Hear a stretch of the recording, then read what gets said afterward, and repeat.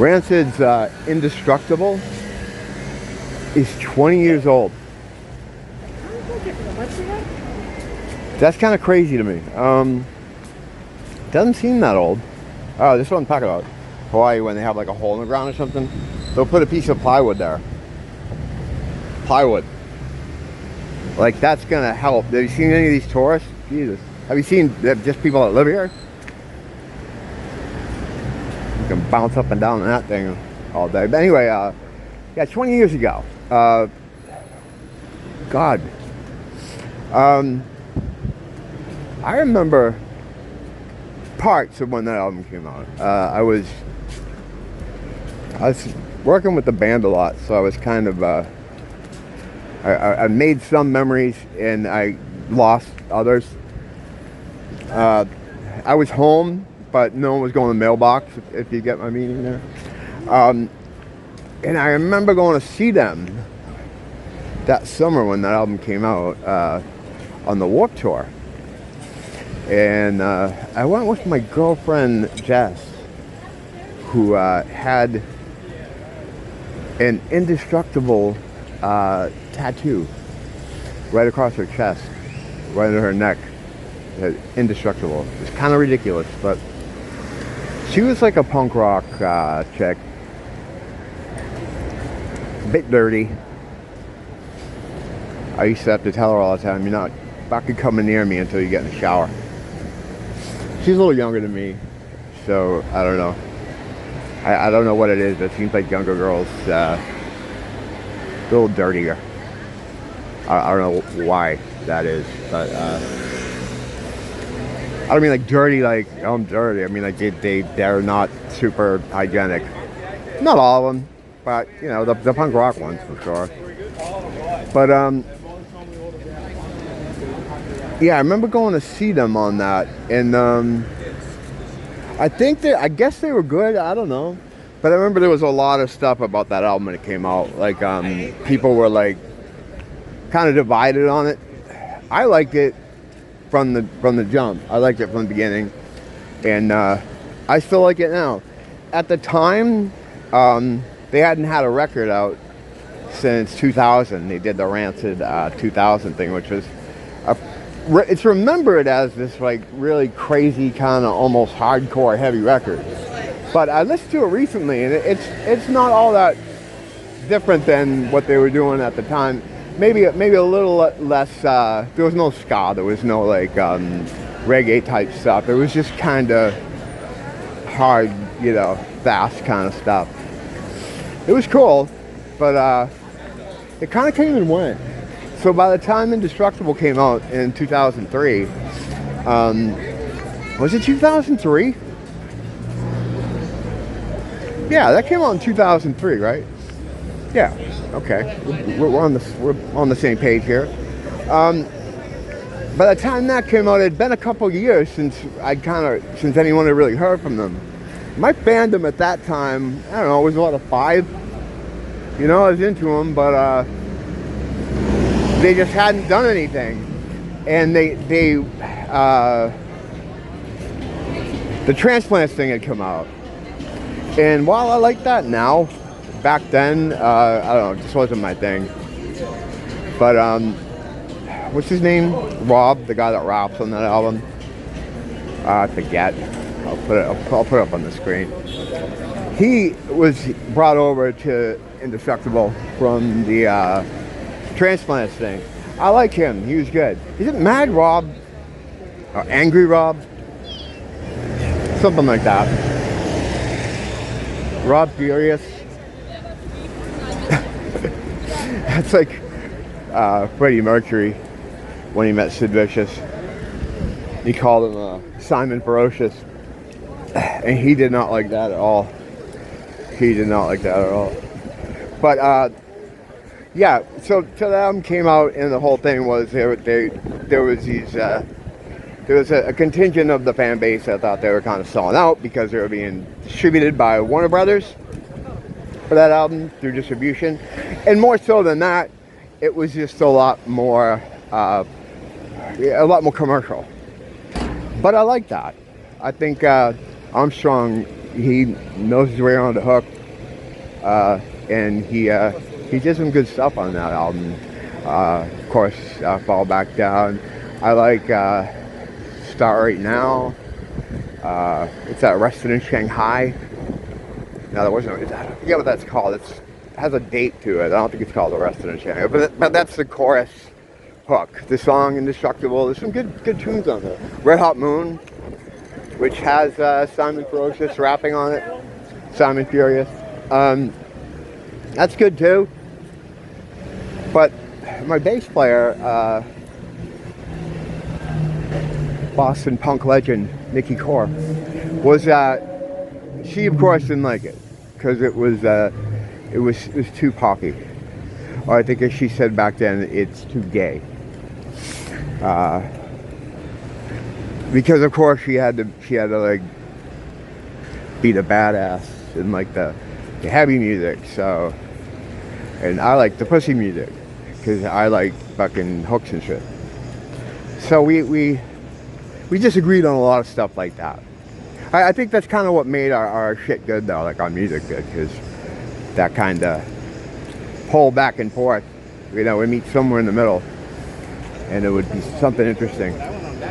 But yeah, there was a lot of people that were saying that, like, oh, and then the video, right, the other video for Fall Back Down, the first single, and Kelly Osbourne was in it, and Good Charlotte, and I can I get that. I don't know what that was all about. I'm thinking that it was like something way inside. Like he was trying to upset Brody Dolly or something. Because Tim Armstrong and her had broken up prior to that album. And there's a lot of songs on there. Ghost Band, Tropical London. Is it Tropical London? I think it is Tropical London, yeah. Songs about her. And I don't know, I think maybe she didn't like Kelly Osbourne or something. And or Good Charlotte. So I think he was putting them in the video for that reason. Maybe they were just all hanging out that day. I don't fucking know. But yeah, it fed into the fire that they were, the fuel to the fire that they were kind of selling out or something. Which is like, how punk rock are you if you're hung up on surface aesthetics? That's not very punk rock. It's not very punk rock at all. Worrying about who people hang around with. What is this, fucking Russia? You know what I mean? I guess I'm gonna cross. But yeah, I liked it from the jump. David Courtney's a great cut too. Lars sounding good on that. Lars Fredriksson is awesome anyway. I like his side band there. The Barbarians. But yeah, I went to see them on the Warped Tour. And it was at Gillette Stadium in a fucking parking lot in the middle of the summer. And man, it was hot. The whole time I'm just trying to look for shelter. And my girlfriend was with one of her friends. I think it was just me and my girlfriend and her friend. The three of us. But we met up with my drummer there, who was psyched to see the Vandals, who were also on the bill. I went and saw them with him. I went over with him to see him. But most of the time, I was like going into the stadium proper, which wasn't, it was open, you could walk through it, but like you couldn't get down into the seats or anything. But I kept going in there to get some kind of shelter from the sun, So it wasn't a fun time. I remember I came home just sunburnt and upset. But there was a lot of good bands there. I saw Avenged Sevenfold there too. I think it was on Waking the Fallen, like one of their very first albums when they were still doing the makeup, goth, Motley Crue type of thing. And I remember them coming on stage. My friend's band was playing there too. Lost City Angels. They had just signed to Dexter Holland's label. Was it Nitro? It was the guy from The Offspring. And then they got kicked off the label because like their bass player slept with one of the guys' wives that worked there. So they got booted. Fucking kind of funny. But I mean, it's horrible. It's not a good thing to do. But you know, if you're gonna get booted off a label, it's kind of a funny story. But the yeah, they were playing there, and so I saw them, and then like the next stage over, I saw the smoke pouring out of it off the stage, and then these like gothic kind of gates and stuff on the stage. I'm like, what the fuck is this? And I went over there, and it was Avenged Sevenfold. And I said, wow, these guys are cool. And the guitar players came out, and they had like a sort of metal approach to guitar, and I'm like, oh, this is cool. And then the guy started singing M Shadows, and he was like doing the growly thing, and I'm like, oh, no. I can't go for that. No can do. So yeah, I didn't stick around for that. But yeah, what a stupid place to have a show, though. I mean, you got all these kids. It was packed. It was still when Warped Tour like meant something, kind of, when people still went to it and still cared about it. And it was just jam-packed with you know, sneaker fucking booths and t-shirt booths, and a lot of money changing hands there, and band after band after band. But you're in the fucking sun all day, beating down on that blacktop. Ugh, terrible. But yeah, so when I saw that it was 20 years with that album, I was like, that's fucking crazy. It doesn't feel like 20 years, you know. I don't feel much different, but you know, I don't feel much different from, I guess, 40 years. I still feel 11. Doing the regular, just demon patrol. Regular stuff. Kind of quiet. So yeah, Industructable. That album was good. I liked it. I still like it now. I don't know if that's a review or if that's something. It's a discussion, at least, about how crazy it is that was 20 years ago. It doesn't feel like it. Nice windy night out here in Hawaii. It's good when the trade winds come through. It can be hot and you don't notice it because of the wind.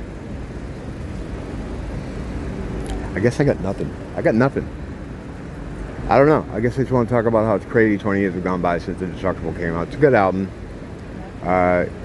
Everything people say about it, they're wrong. It's a great one. They haven't made one since that was as good. You know, it seemed like they just put one out like not too long ago, and like it's cool, but it's almost like some kid said it really well. He said it's almost like you put the AI inputs in to make a Rancid album, and that seems like that's what their albums have been like lately. It's just like, it's what you expect. It's like an AC/DC Counter Ramones situation, which can be fine. I mean, you know, but they weren't ever really like that. They were always trying something new or throwing a curveball, you know. Life Won't Wait was a, you know, very sort of reggae, a lot of that type of stuff, that Clash, Sandinista kind of sound. And then from that they went to the 2000 one, which was just real heavy music and fast songs. And Industructable was another kind of turn. It seemed like after that, they kind of stopped twisting and turning. And I noticed a lot of bands do that too. Like they'll progress, try different stuff. And then they kind of get a sweet spot where they just kind of hang there. And that's cool, that's fine with me, you know. But yeah, like when the new albums come out, there's done like 4 of them since then, right? 4 or 5, maybe 4. What do we got? I'm not going to try to name them. I don't know. Honor Is All We Know. I guess I am doing it. Honor Is All We Know, and Downfall, Let the Dominoes Fall. I don't know. I'll put them up on the screen. Yeah, they're just not like, none of them kind of stuck with me the way that Industructable did. I keep coming back to that. Even now, like when I think about listening to them, it's either the second album or it's Indestructible. I like Out Come the Wolves too. It's just so fucking played out. I don't need to ever hear fucking back to 1% hair Cadillac here. Time Bomb. I don't ever have to hear that again this lifetime. You know, I'll listen to fucking Stairway to Heaven before that. I probably heard it less. Don't blame the teacher. Blame the school.